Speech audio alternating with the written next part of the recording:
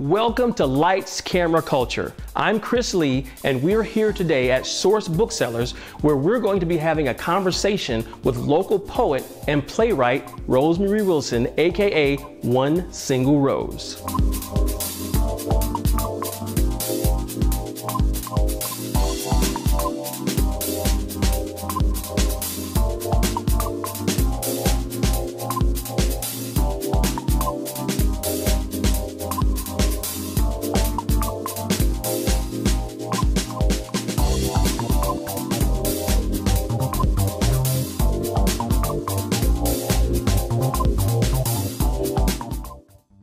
So we're here at Source Booksellers with Rosemarie Wilson, aka One Single Rose. Welcome to the show. Thank you so much for having me. Thank you so much for being here.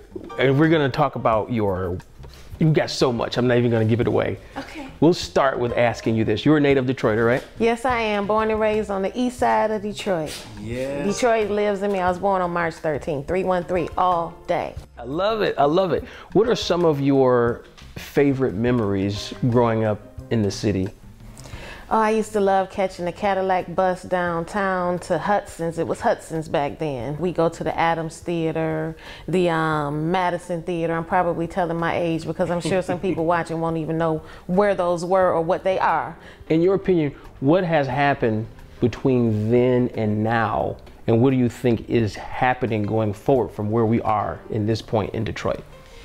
Life happened between then and now. We kind of let our city get away from us, but now she's coming back.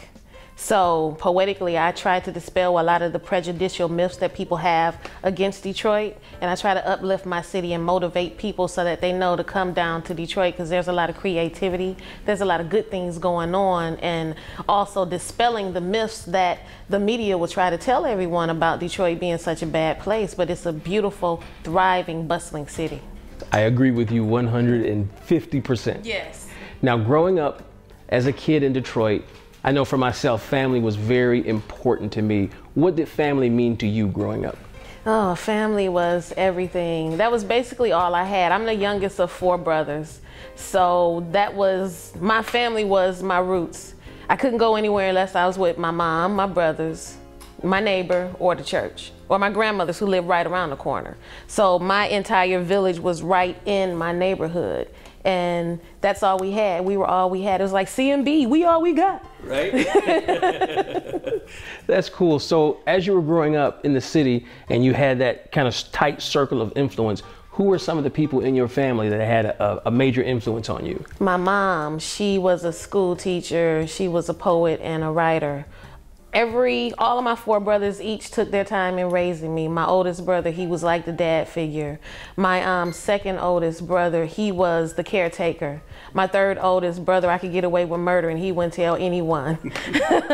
My 4th oldest brother, he was like my right-hand man. And to this day, they all still play those same roles in my life. Yeah, they say I'm spoiled and it's their fault. So you said that your mom was a poet. Yes. You are a poet as well. At what age did you start cultivating a love for poetry? I would say 5 or 6 years old in the 2nd grade when I won my first poetry contest at Markshausen Elementary. I've always had a love for words, and from what I was told, whenever we go shopping, whether it's at a supermarket or at a department store, I wouldn't go towards toys. I would go straight for books. So I've always loved the word. I've always loved to read. And actually my first piece of mail was a Highlights magazine that my grandmother had sent to me. And I thought I was really important because I had mail coming to the house. I know, when you're a kid and you get some mail, it's like, oh, you're special, yes. Right? That's cool. So what did they do to foster that in you, that love of reading and that love of words and poetry? From as long as I can remember, I've always had a book in front of me. I can't remember. They were yellow and white books. And I don't remember the exact names of them, but they were always laying around the house. So there weren't always toys, but there were always books. So that was, I think it was just instilled in me since day one. So what would you say are the biggest obstacles that you've had to overcome in your life, and how did you overcome those? I had to overcome myself. I would tell myself that I couldn't do something, and as a result of that, I didn't. I always tell myself, if you say you can't, you won't. And can is a word that limits your ability. So if you get stuck saying what you can't do, you'll never know what you can do and what you're capable of. So I try to take can out of my vocabulary and conquer whatever my fears are, because I don't like anything to get the best of me.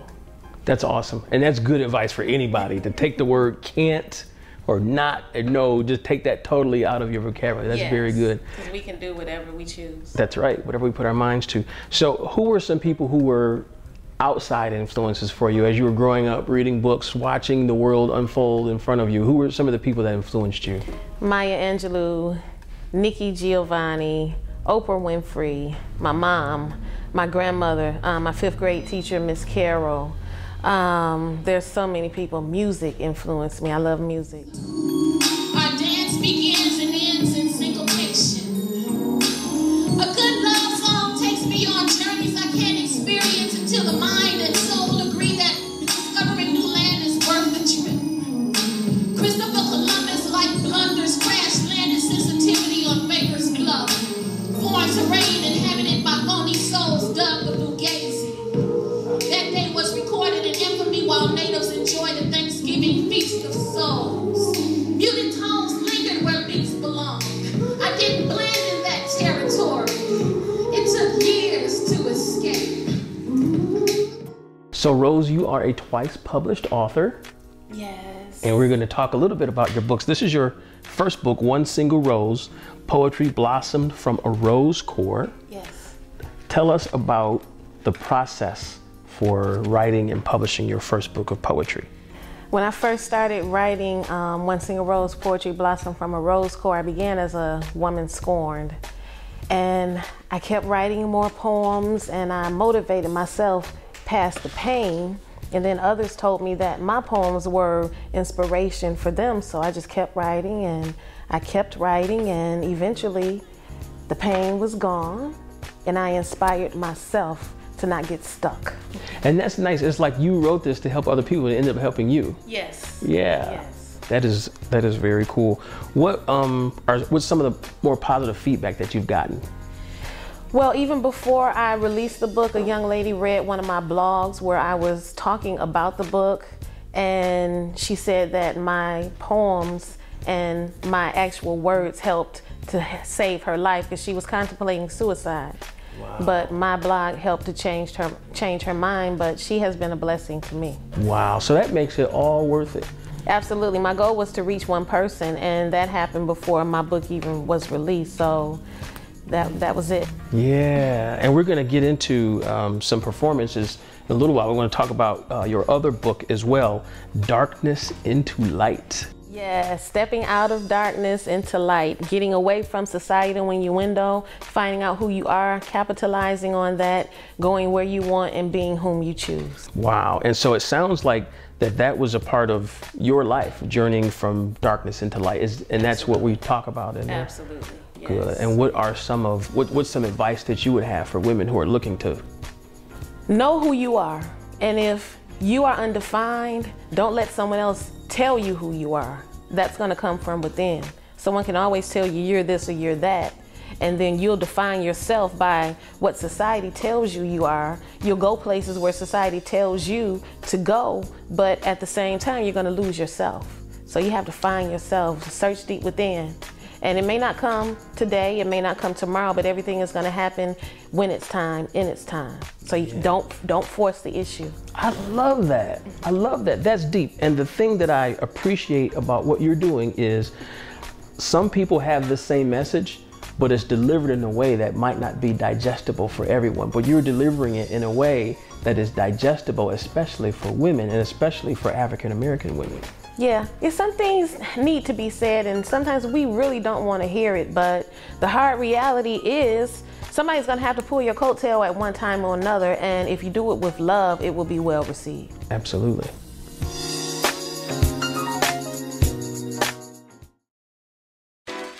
It's fun and easy to stay connected to Channel 10 and the City of Detroit for in-depth information and coverage. Follow us socially. Get breaking news and report from a source you can trust. Share our content with friends and family. Like, follow, subscribe. It's just that easy. We are a world of information with you in the middle. Channel 10 brings you Detroit. We found our dream home at buildingdetroit.org. We were particularly drawn to the Boston Edison neighborhood. So I looked on the website, saw this home here. I immediately called my husband. The adrenaline started rushing because like, oh my God, I hope I win, I hope I win. We knew because the price was so great and within our budget that we would have enough money to finish the work and restore this home to its original splendor. It's a very exciting time for my family and for Detroit. Find your dream home at buildingdetroit.org.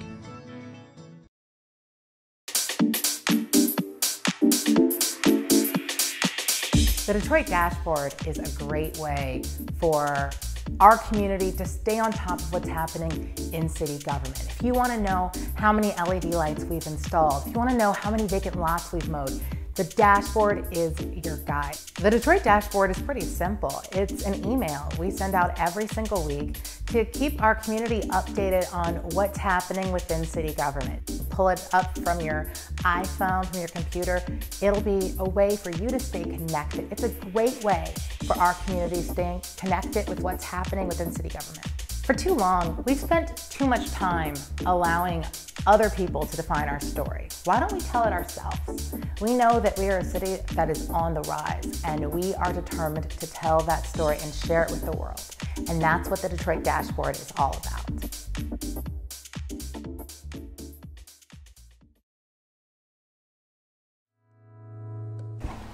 My heart broke into pieces on the pulse of morning, stopping briefly upon receipt of breaking news that you transitioned. I pray that your wings fit you well while your soul finds amazing peace. Even the stars look lonesome now as the caged bird sings your praises. Its song flung up to heaven by way of the moon on a rainbow shawl. You were Mother Courage, a fearless bird blessed with a quick-witted, slick tongue that spoke brave yet startling truths. You wrote that I'm a phenomenal woman, one of many women in business, so I believed you. I tried, I stumbled, I fell, but still I rise, realizing I've come too far by faith. I just can't give up now.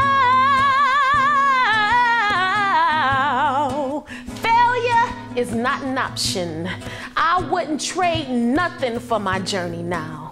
All God's children need traveling shoes to run away on the long road ahead. Someone is gonna give me a cool drink of water before I die. Know that I shall not be moved, nor will I look away until I'm touched by an angel.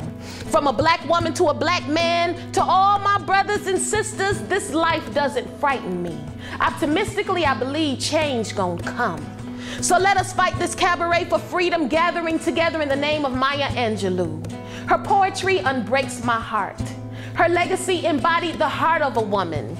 The best of these, the least of these, down in the Delta or on the stoop at Brewster Place. Soon I'll be singing and swinging and getting merry like Christmas, stayed on my mind, happily engulfed inside celebrations, rituals of peace and prayer, in remembrance of the mom in my head whose pen pushed love for us all.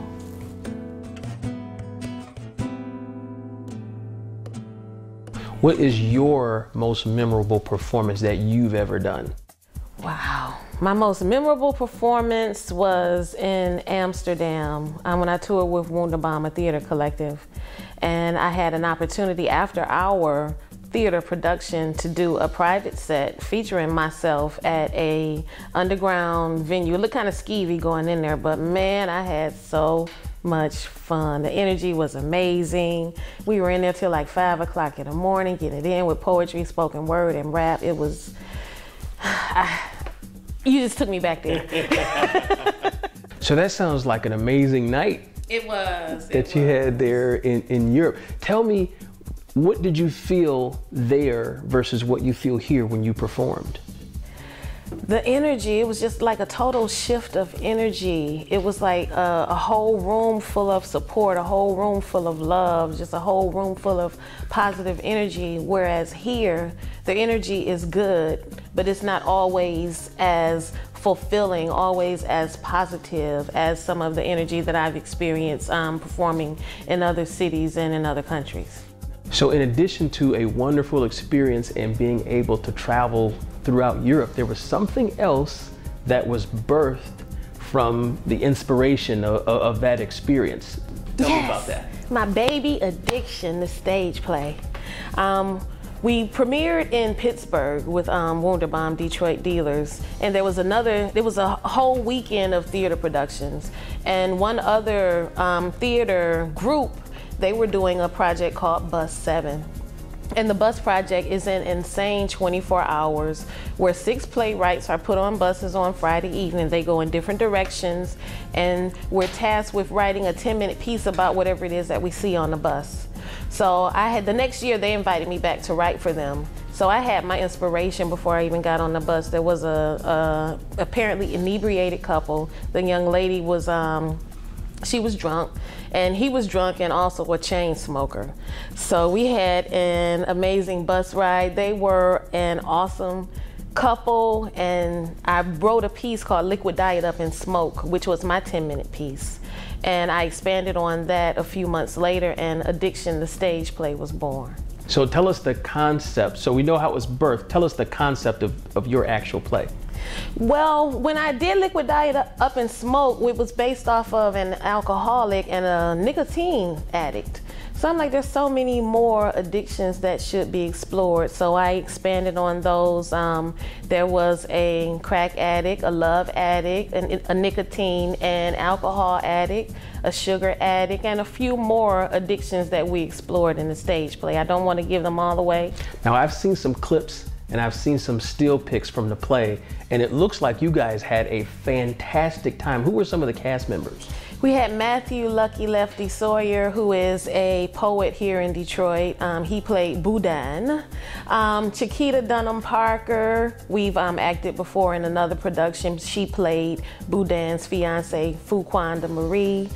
Stefan Terrell, he's a comedian. We had previously acted together in another production. He was Rocksteady. Octavia the writer, Leslie, who actually cast me in my first theater production, was the director. Rodney Story, he's an amazing actor based in Detroit. So it's an amazing cast, amazing energy. They gelled and they came together, and it was hilarious. So what's next for you? You've traveled the world, you've written and produced your own play. What's next for Rosemarie Wilson? I will be producing Addiction Part 2. My children's book, Miss Detroit, will be coming out in March. I'm working on another spoken word CD, and I do have a few other people that I'm working with on musical projects. Oh, and Africa in August. And wait, you can't just throw that in there at the end. That's important stuff. So you've been to Europe and you get ready to go to Africa. Tell us about that project. Yes, I will be performing with the Kistrich Poetry Festival in Kenya. And that is a week-long poetry festival. We will be presenting workshops and spoken word events in a few colleges, university, elementary and middle and high schools in Kenya. And the finale is going to be on a game reserve where we'll be doing poetry with the animals behind us. And I'm so excited about that. Oh my God. Wow. Thank you so much for joining us today. Thank you so much for having me, Chris. You're an amazing host. And you are an amazing guest. Thank you. On behalf of Rosemarie Wilson, this is Chris Lee. You've been watching Lights, Camera, Culture.